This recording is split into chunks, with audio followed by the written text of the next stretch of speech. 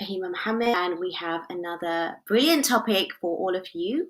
And I also want to announce quickly that we will be also having a new show starting next Monday with Sincere Community Services, bringing in new Muslims to discuss their challenges. So please do tune in next Monday, 23rd of November from 7 p.m. inshallah, where I will also be hosting that show.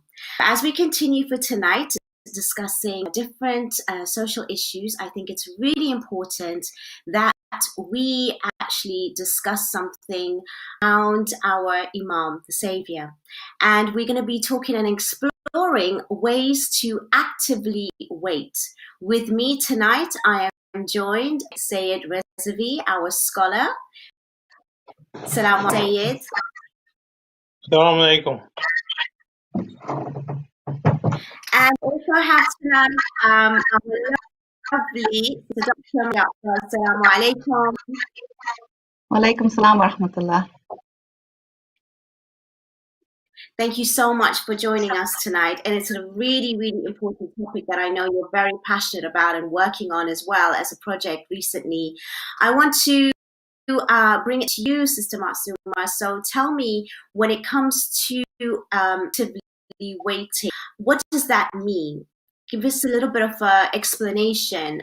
What are the differences, that we can have more understanding what we are discussing tonight? Sure. Bismillahir Rahmanir Rahim. So actively waiting is different. I think usually when we think of waiting, it's very passive. So for example, all the viewers would have been waiting for us to start the show, and there's nothing they can actually do to make it come about, earlier. They just have to wait. No matter how many times they look at their watch or their mobiles, it's not going to make it come on quicker. So that's a passive waiting. And a lot of the times we fall into the trap of thinking in the same way when it comes to our Imam. We know that the time of his return is controlled by Allah. And, it's been over 1,000 years and counting. But we also know that his readiness, he's ready to come.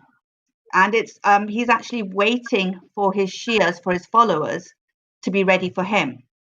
So we've been told that there's 313 Shias that need to be prepared and ready for the Imam to reappear. I think if I profess to be a Shia, then I have to be actively getting myself ready for the Imam.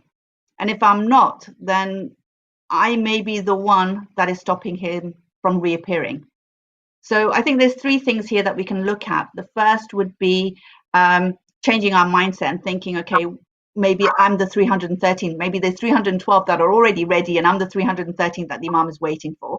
So actually changing my mindset to be one of the 313 and actually thinking about what is it that I need to change in myself. So the second thing would be preparing myself, changing things in myself. And then the third thing would be to actually prepare our families and our communities. So that ripple effect that happens. But I can't prepare others until I've at least started preparing myself. So yeah, actively waiting is a very active form of waiting, not a passive waiting for it to happen. Okay, you've given us a really good introduction with regard to the differences. However, I want to go again to Sayyid. How important is it for us to be waiting in a particular way? And what would be that particular way for waiting for our Imam? Bismillah ar-Rahman ar-Rahim. Waiting for Imam Mahdi Ajalullah Ta'ala Farajuhu is considered a kind of worship, but that can only be considered as kind of worship if we actively are waiting for him. If we just put our hands on hand and say, well, let the world become corrupt place to live, and so Imam Mahdi comes quicker, that is not the right way of waiting. Unfortunately, there are some people who think like that. It's not only in Islam, in Christianity as well, or in Judaism as well. There are people who are waiting for Messiah in that format, which is not encouraged. We believe that Islam has a solution for the world, and Quran is the final revelation of Allah subhanahu wa ta'ala, and everything is in the revelation of Allah subhanahu wa ta'ala. Although it may not have a complete rulings in there, but the guidelines are there for all of us to follow. And Quranic teachings and rules and Islamic Sharia are not there to be left idle. If that is the case, there is no point of believing in Islam, no point of believing in Imam Mahdi Ajalullah Farajuhu.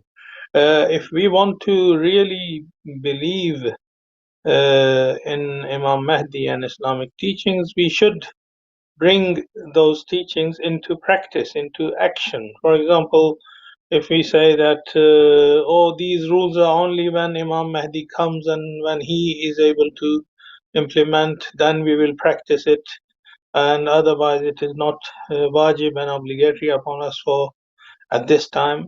That is a wrong way of thinking. Of course, there are issues that only a ma'asum and infallible can handle that, and of course he has to come.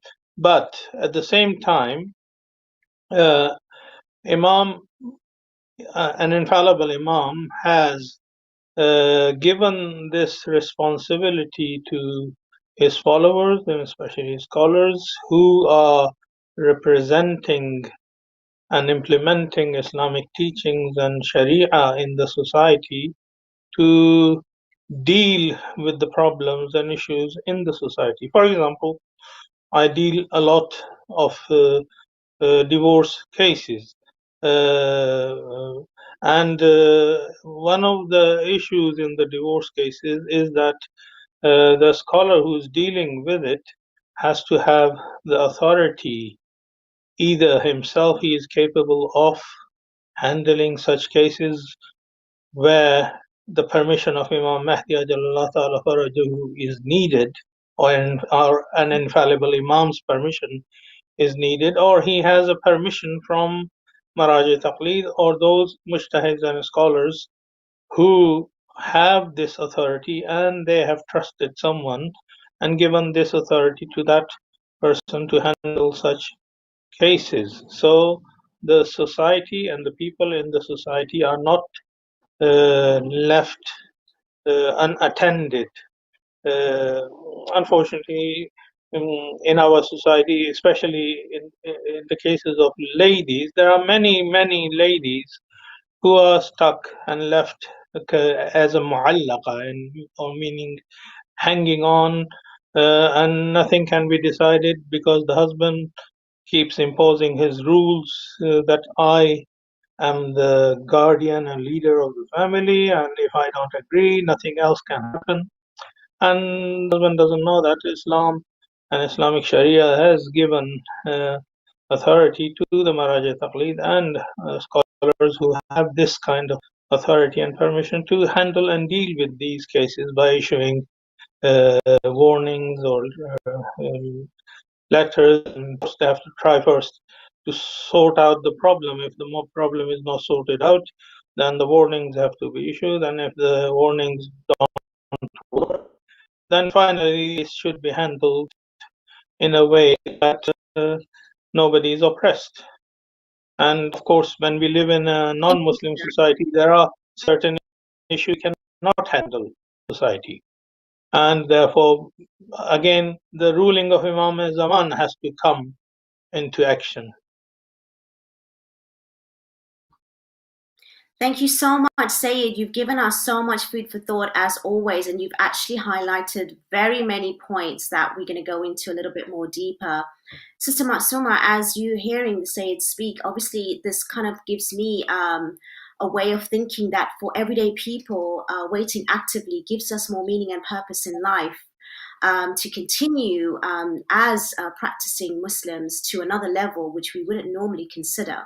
Now, what would be some of the real active ways that we can act practically for everyday people in order for us to develop ourselves in that kind of way of waiting where it's not passive, and it is a daily practical tip that we can actually, inshallah, where people are listening to the show thinking that they can actually do something or one thing from listening to yourselves tonight. And I just do want to also remind the viewers, this is a live call-in show. If you do have any comments and questions, especially for tonight, especially we have our wonderful Dr. Masuma Jaffer to answer your questions, as well as our Sayyid, so please do call in.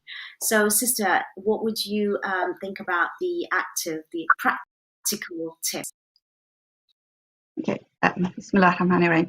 I think following on from what Sayyid said, it's very true that a lot of the times we don't realize that Islam is a religion that is a way of life. It's not just a religion.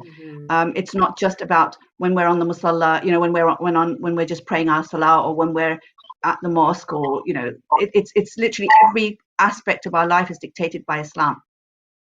And what's more important is not just looking at wajib and haram, but actually looking at our akhlaq. And I just want to spend a little bit of time looking at this in a little bit more detail. So I've come up with the acronym Imam because it's nice and easy to remember. And each of the letters obviously stands for something. And that'll help the viewers to think about it when they're actually thinking about how to actively wait for the Imam. So the I would be initiating a change from within. So initiating a change within my own self. And here I refer, again, Sayyid mentioned the Holy Quran being a book that we follow and are guided by. So there's a verse in Surah Ra'd, which is Surah number 13, verse 11, where Allah subhanahu wa ta'ala tells us, A'udhu billahi minash shaitanir rajim, Inna Allaha la yughayyiru ma biqawmin hatta yughayyiru ma bi anfusihim. Indeed, Allah does not change the condition of a people until they change their own condition. So we need to make sure that we're changing ourselves first and foremost. And the beautiful thing about Islam is that it's on every single person to change themselves. There is no one that is perfect. It's a constant journey towards Allah. So even though we have the lay person, we have the scholars, we have the mujtahids, we have the marja, but every single person is constantly moving on their journey towards Allah and trying to change themselves, to better themselves, to reach their potential, to reach their perfection, and inshallah then walk into paradise. Anyone who knows me will hear me referring to the 3 P's constantly: our potential, our perfection, and our paradise, and walking into paradise. So it's about focusing on trying to build my level of spirituality, build my connection to Allah, not just get those temporary spiritual highs that we crave for. Sometimes we'll go for ziyarah or I don't know, we'll be fortunate to have a really good My Ramadan or an experience, and we have a spiritual high where we think, we've done it, we've got there, and we feel really good about ourselves, and we want to make all these changes in our lives, but it doesn't last. So it's about actually building our level of spirituality, our connection to Allah constantly. It's being consistent with it. Not just trying, not just going up and down all the time, but trying to be consistent. And here we need to be taking small steps. So doing things which are manageable, which are realistic, and ensuring that I'm consistently doing that thing.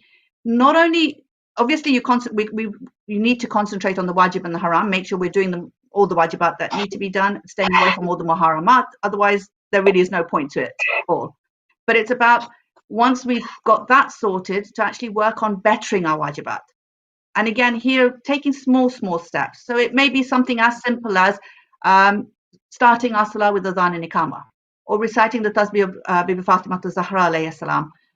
So, simple things which take maybe a minute, even less, but it will then become part and parcel of who I am. Developing our relationship with the Holy Quran, even if it's just reading one line.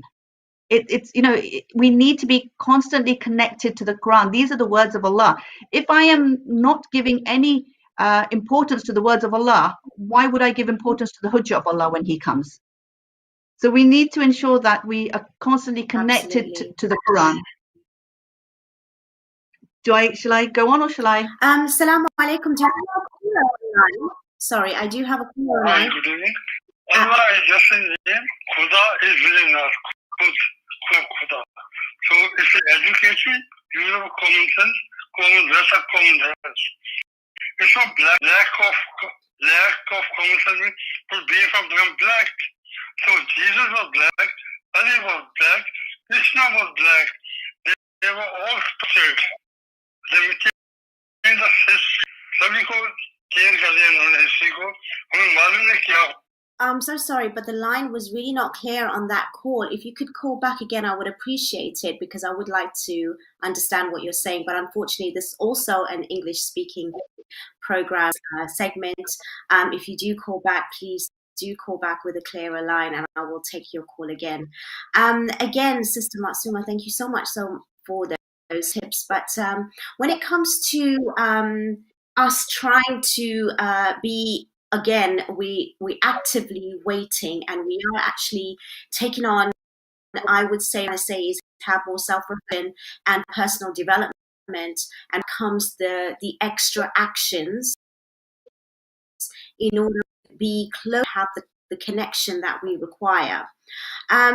Sayed, what would be your tips on individuals who are looking to better themselves and actually getting much more closer with our Imam? Yeah, I mean, the best way of waiting for Imam Mahdi Ajalullah Ta'ala Farajuhu is to start him first. As the sister was mentioning, there is a verse of the Holy Quran in which Allah Subhanahu wa Ta'ala says, "Inna Allah la yughayyiru ma biqawmin hatta yughayyiru ma bi anfusihim," is an excellent example that we have to bring changes in ourselves. And we should not just wait for Imam Mahdi to come and change. The guidance, the Quran is there, Prophet Sallallahu Alaihi Wasallam and have given us enough guidelines to correct our behavior, and that starts from my son. It spreads to my nearest members of my family, like wife and children, and then the responsibility grows into a greater circle. You should cover the people around you, people in your city, in the village, in the town where you are living. And if you are one of the persons who can influence at a greater level, you have a greater responsibility. So nobody is excused. Even the person who least should advise and act according to his information and knowledge, and prepare himself and others for the appearance of Imam Mahdi Ajalullah Ta'ala Faraju, so he can lead the world into a peaceful place. Basically, we have the responsibility to establish the platform for him. And if we do not establish the platform, and that's what is said, if 313 companions, true and sincere companions, were there, or 50 ladies who would support Imam Mahdi Ajalullah Ta'ala Faraju were there, inshallah, he would establish his hukuma and leadership and authority in this world to lead the place with the assistance of Hazrat Isa into a peaceful place. Very, very enlightening and refreshing to hear that, Sayed. Thank you so much. Dr. Masuma, again, I would like to ask you for words to take on this responsibility as an individual, because at the end of the day, a lot of us might even look at those numbers and thinking that we may never be part of it, or what would be the encouragement to try and get ourselves to a level of thinking that we can even, and what are the sort of like ways of bringing this sort of like positivity to people to actually take on the responsibility for themselves, regardless of that number being so small, and thinking that you are actually going to be part of it. Because I think that a lot of people nowadays probably don't feel that they're close enough to even accomplish something like this. So what would be your advice on that? although you said that the number is small, and it is, 313 is a very small number, but the fact that there aren't 313 ready, and that's why the imam's not come. So it shows that it may be a small number, but there's not even that number that are ready. And it doesn't say that it has to be either men or women. You know, it's for any gender, for any age, for any class, any ethnicity. So there is no sort of nothing barring us from becoming one of the 313. And also, those 313 will be the commanders, but then the rest of the people can still follow the imam. So it's that concept of, okay, even if I don't make the 313, I can still be part of the imam's army. I can still be, on his side rather than against him. So again, going back to the acronym imam, like I said, I is initiating a change within ourselves. M, as Sayed said, is making a change in the world. So once I began to initiate a change in myself, and it's a lifelong process. So I don't wait till I'm perfect, but as soon as I'm working on myself, then I can start working on changing the people around me. And then, so that's the M, making a change in the world, in the people around me. And then the A is for akhlaq. And I think this is probably the pivotal aspect of our lives. We tend to focus on fiqh, but really the akhlaq is what's supposed to come out from the fiqh. If we are doing the fiqh correctly, then automatically our akhlaq would be better, because we're moving on our spiritual path towards Allah, and therefore we would be perfecting our akhlaq. The problem is we tend to do it very much as a tick box exercise, or ritualistically, or literally just using the fiqh as, okay, I'm allowed to do this, so I'll do it. But not a matter of, okay, I may be allowed to do this, but is this what my imam wants me to do? Is this what God wants me to do? How would I be able to answer? Would I be able to do this in front of the imam? It may be allowable, but that doesn't mean it's recommended to do it. That doesn't mean it's the right thing to do at that stage. So actually thinking about it wider than the fiqh and looking at the akhlaq is really, really important, because we have, again, the mission statement of the Holy Prophet sallallahu alaihi wasallam was that he had been sent to perfect the distinction of our akhlaq. So again, he didn't say, I've come to teach you about God, or I've come to show you how to pray. He did all of those things, but he came specifically to perfect our akhlaq. So we need to look at our akhlaq and constantly be working on our akhlaq. And that can only happen if we have a role model. And our imam is the best role model. So the final M of the imam, I was for initiating a change within myself. M was for actually making a change in the world. A was for akhlaq, and M is for maintaining that connection with the imam. So if I maintain that connection with the imam, use him as my role model, and think about, okay, what would imam do in this situation? Would he behave in this way, or would he behave in that way? Why am I not behaving in the way that imam would? Because if I can't behave in the way that he would, then I'm not going to change overnight. When he comes, I will still behave in the way that I'm behaving now.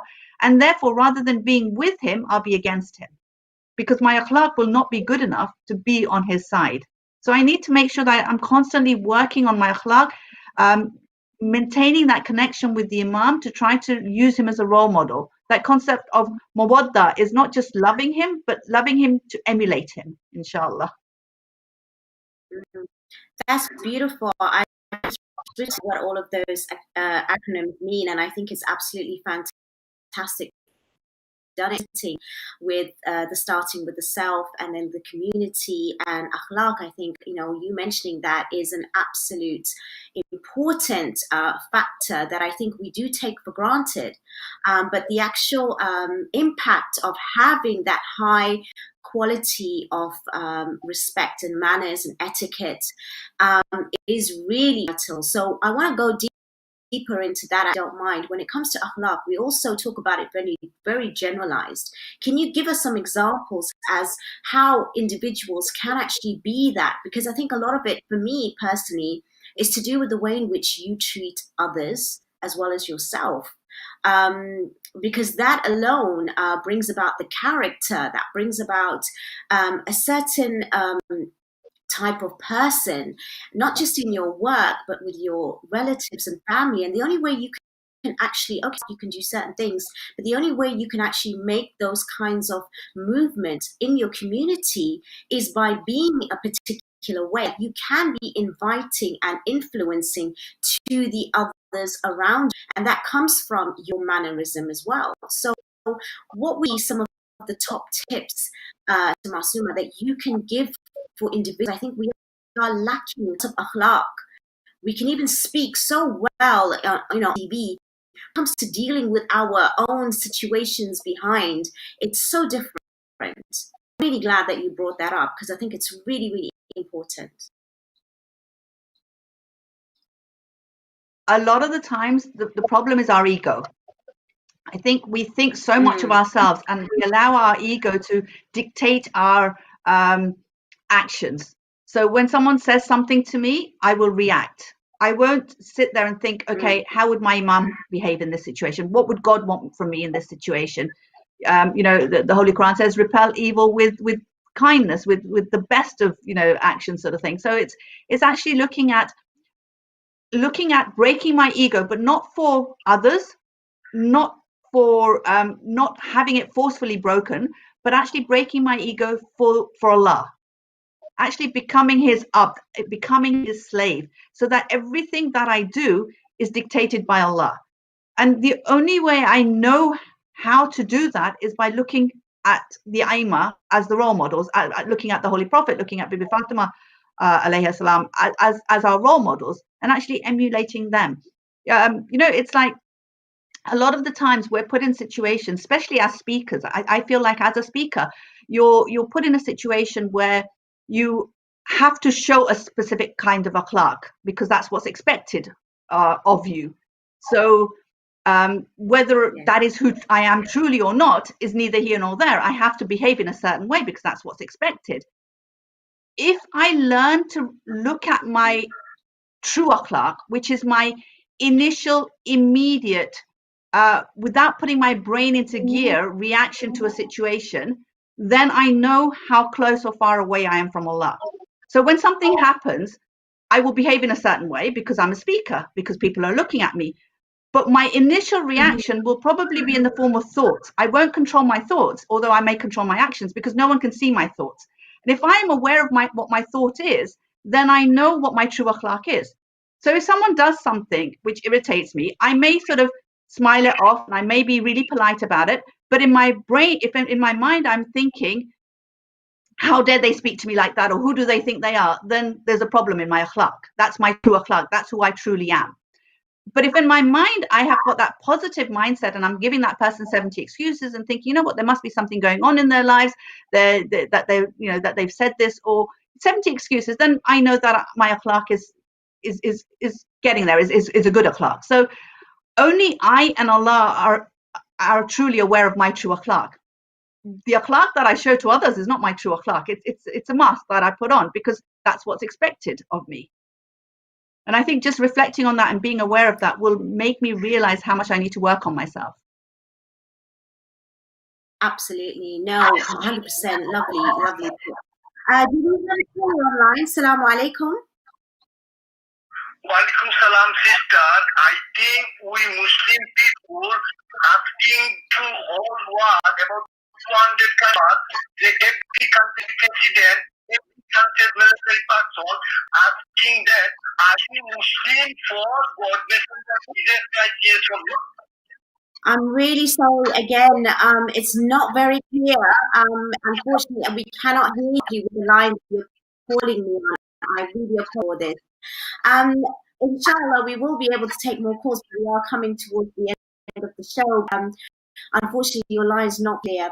Say it. What is your on the acronyms that Dr. Masuma has given us? And was there anything else that you can add to it with regards to us making ourselves in a way of being so that we can be closer to performing and behaving everyday human beings with ourselves and each other? How would you advise people to make a difference other than just what we normally do? Testing what Sister was mentioning, there is a hadith from Prophet Muhammad sallallahu alaihi wasallam in which he says, إِنِّي بُعِثْتُ لِأُتَمِّمَ مَكَارِمَ الْأَخْلَاقِ. He does not say that he was appointed to complete education, complete Sharia, complete anything else. He said that I have been appointed to complete the Makarim al-Akhlaq. I mean, I've been sent to teach akhlaq and manners in the society. And in another place, Prophet Muhammad sallallahu alaihi wasallam used to say, and Ahlul Bayt alayhi salatu wasalam also have similar sayings in different places, in which they used to say that if you want to impress anyone, you should not impress it with your tongue, with your lectures, with your telling them off. You have to impress them with your behavior. Your body language should be attracting others towards you and Islam. And body language can only be correct if your akhlaq and manners are correct. So, indirectly and directly, Prophet Muhammad and Ahlul Bayt wasalam are directing us to that. I mean, as Sister was mentioning, you may be extremely knowledgeable in jurisprudence, but you may not have the akhlaq to attract others. You may be very knowledgeable in philosophy, very knowledgeable in logic, very knowledgeable in any other subject, but if you don't have the right manner and akhlaq, you will not be able to even run your normal business in the society. There is a hadith that if you want barakah, you should behave properly with the people you meet. Even if you're running a small business, if you don't smile, if you don't behave properly, people will not come back to your shop again. So in all these narrations, we are learning that akhlaq is very important in our behavior, and that's what we need to work hard for, and Imam Zaman Ajalullah Ta'ala Farajuhu maybe is waiting for that kind of character within us. What you've said is so important. I have been trying to highlight this myself, generally anyways, about the fact that, like both of you have mentioned tonight, we can have the nature, we can be speakers, we can be in front giving the best of talks and the best of, being an orator as well. But really what's important, how we carry ourselves, no one is looking, and how other people can speak of you in a particular way because of how you are genuinely authentic, congruent, and I think it really comes back down to the akhlaq is there. We have good in, and we have to have the heart for it. So, what would be your thought on build akhlaq, Sister Masuma, to for us to actually reach those levels where we can be not just value and face front, especially if we're speaking, for example, on a platform, but actually be having those behaviors for ourselves with personal interaction. I think the most important thing is to constantly self-reflect on my actions, my words, and my day. So at the end of my day, actually look at how I've behaved, what I've done, what I've said, and actually have a conversation with my imam. I think a lot of the times we know the imam is there, we know he is in ghaiba, but we don't actually think of him as being real. We don't actually talk to him. We don't say salam to him in the morning when we wake up. We don't have a connection with the imam. So building that connection with the imam, and then actually talking my day through with him, because we know that he gets our actions, our deeds every single day, or on Fridays, as some hadiths say. So knowing that my imam is getting my actions, actually sort of saying to him why I did what I did. So again, a lot of the times we justify our actions. So we justify it to ourselves, but when you're actually trying to tell someone else, you can see that that justification doesn't work so well.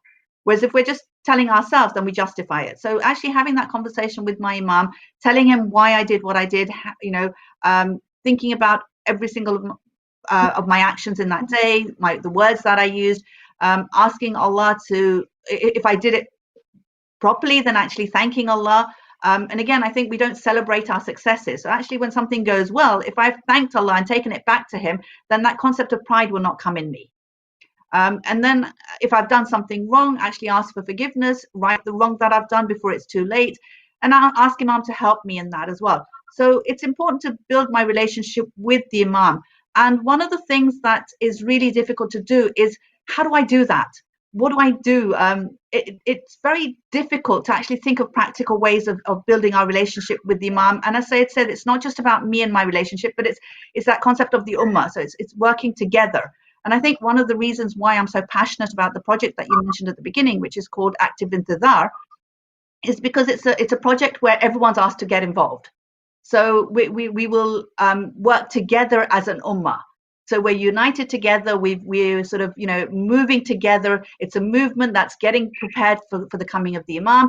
And the beautiful thing about the actual project is that we will be given challenges to do, which will help improve our akhlaq, which will help improve us ourselves, and prepare for the Imam. Build our relationship with the Imam, build our relationship with each other, with the Holy Quran. So there's lots of different challenges. Every couple of weeks there will be a different challenge. Every month there's a different theme. So there's lots and lots of things that are going to be happening. The project actually begins the launch is on the 25th of November, which is the Wiladat of the father of our Imam. So, in honor of the father of our Imam, the project is going to launch on that day. So if you haven't joined up, please, honestly, you will be missing out if you don't join up. It's activeintidhar.com. If you just go onto it and sign up, and inshallah then be part of the movement, so that we can actually then, inshallah, bring forward the reappearance of our Imam, inshallah, together. Inshallah, thank you so much. Of course, I mean, again, it kind of like summarizes everything wonderfully and beautifully, and it's important that we do take the initiative, like yourself, and even if you're not yet, but being part of it and following something, and you've actually helped by setting this up. If there was some final thoughts, got like a minute left, what would you like to say to wrap quickly? Would be, we constantly tell the Imam that we're waiting for him. Let's actually do it actively now. Let's join the movement, join activeintidhar.com, and actually together as an ummah prepare ourselves so that we can actually hasten his appearance, because we need him. We so need him, and he is waiting for us. If we work together, we'll get there, inshallah. So activeintidhar.com, please join the movement. Thank you much for that, Dr. Masuma. That's been absolutely brilliant. Thank you, Sayed, for all your wise insights. It's been an absolute pleasure today, and it's been so wonderful and inshallah, some of you have taken these away and do join the program with Sister Masuma Jaffer, and hopefully we can have more connections and better behaviors within ourselves and spread that throughout our community and society. And obviously we represent even outside in order to build better integration and relationships. Thank you so much, Dr. Masuma Jaffer. Assalamu alaikum. Thank you so much.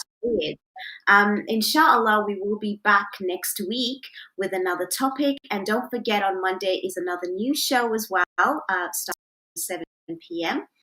Sincere Services, providing sort of different new Muslim challenges where we all can learn from. And I look forward to seeing you all next week, inshallah, as well on Open Dialogue on Tuesday.